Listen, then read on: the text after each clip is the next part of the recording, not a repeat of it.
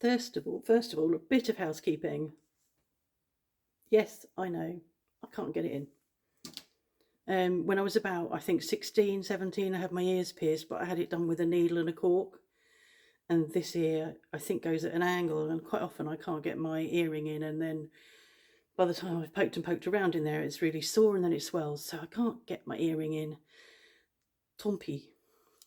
Um, Layla asked what I was doing before we retired to France. And I'm sort of sure I've mentioned it in other vlogs.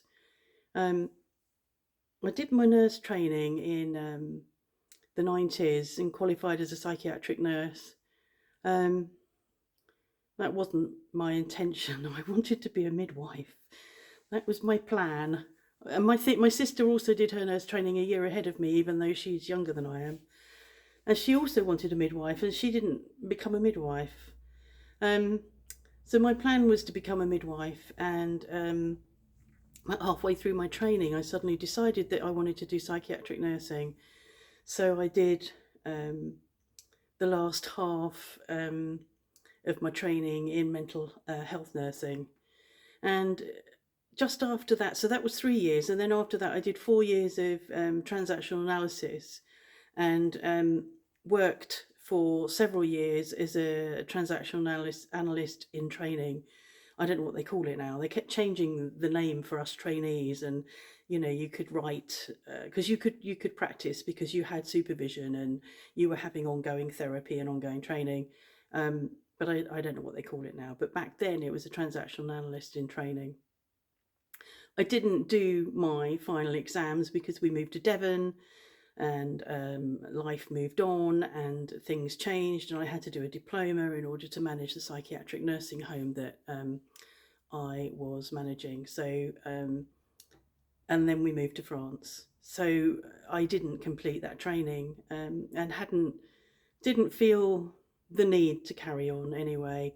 Um, I felt that I'd done what I wanted to do. I'd really enjoyed running the nursing home, and I didn't feel I needed to do any more or get any more qualifications. I think some people, qualifications are really important, and they were for me because I didn't really get any at school. So it was really important for me to get to where I did, but I was happy with where I'd got to. So that's what I was doing. I was managing a nursing home, not a psychiatric nursing home, a small institution with 28 people in it. And it was very challenging. A lot of my work was quite challenging, actually. I worked with, I worked with, I had some private clients for a while in Devon until I decided that I didn't want people coming into my home. There's something. When I was working in Kent, we worked in a day hospital, so your work is left at the day hospital. I actually was seeing private clients at home as well, um, and somehow that felt okay. And I'm not sure whether when I was working in Devon, whether it was a particular client that I started having come to the home, that it began to feel like the home was getting contaminated, which is, I know, is an odd word, but it's a word I understand, and I think probably that is what happened. It felt not. I mean, she came in with perfume on, and I can't bear perfume, and so what would happen is you'd got the perfume, but you'd have the perfume lingering in your front room because we didn't have a separate room to see clients. So yeah, I think it felt contaminating, and quite often that can happen if you're working with people with a personality disorder. And um, I didn't diagnose it at the time, but she definitely had a borderline personality disorder. Again, you can feel really contaminated by clients like that. Um, so yeah, so I saw private clients back then, and then I stopped, and then we, I don't know, about 6 months later, we'd moved to France. So that's what I was doing. So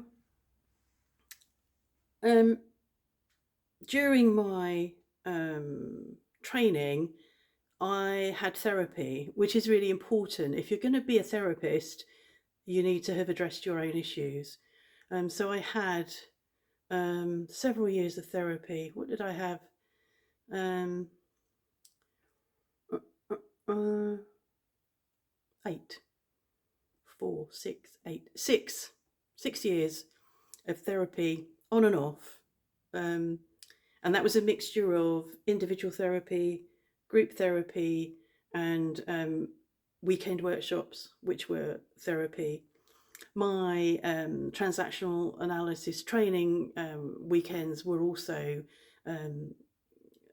contained therapy, because we would have, oh God, I can't remember now, Friday, Saturday, Sunday.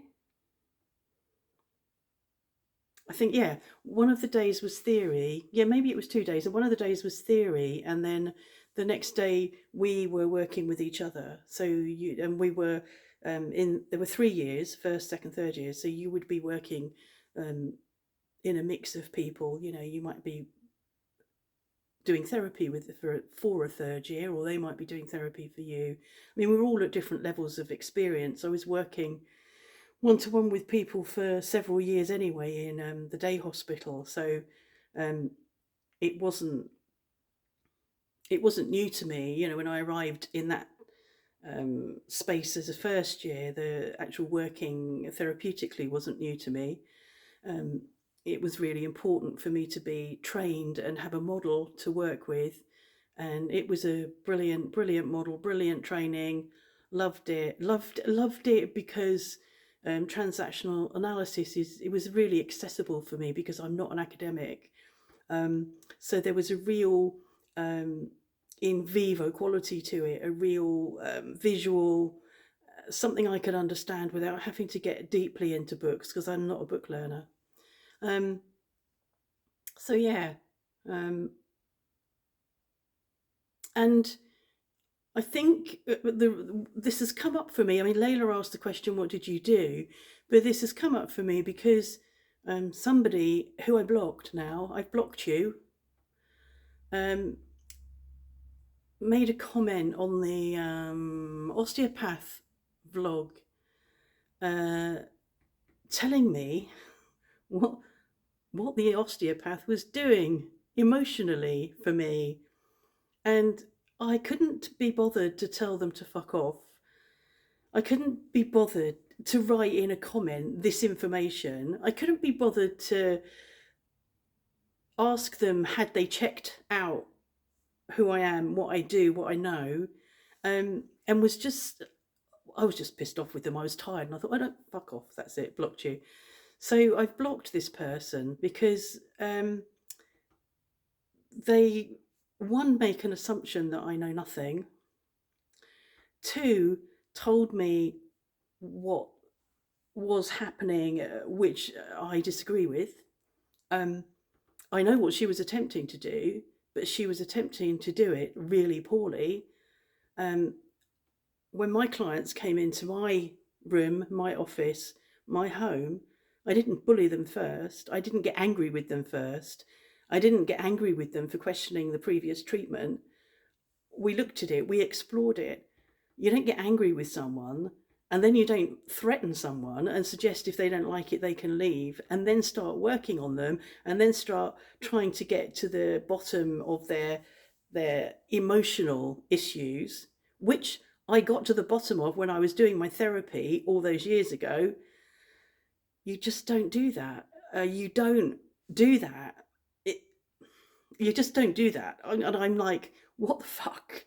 So yeah, this is why I blocked someone, because they obviously hadn't experienced therapy, or they'd experienced bad therapy, or they thought they knew better. And they might think that, well, okay, that sounds really arrogant, but I think I know well enough what was going on, what she was doing, and I found myself in a really, really vulnerable situation that I had to manage, so that I got the treatment, physical treatment, on my back. And that's all I wanted.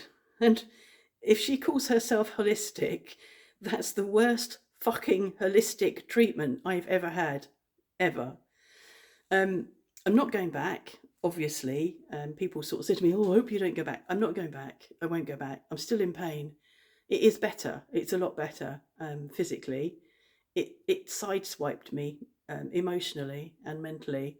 Was really really difficult, which is why we were so tired. I think at the end of the week, I know I was. It was like, because it just sucks everything out of you. Um, but yeah, I'm still in pain. I'm still taking painkillers, and it's better though. It feels that my pelvis is looser, and my sacroiliac area is much more relaxed. And I can lay on my left side, which I haven't been able to do for months. I'm really pleased about that. So 50% of the treatment was okay. So yes, that's what I did, and that's what I've done. That's why I've blocked you. And I'm sure you've got friends that will come along and wonder why I've blocked you, or ask a question maybe. That's okay. Um, and that's about it, really. Got that off my chest. Was it a rant? I don't think so.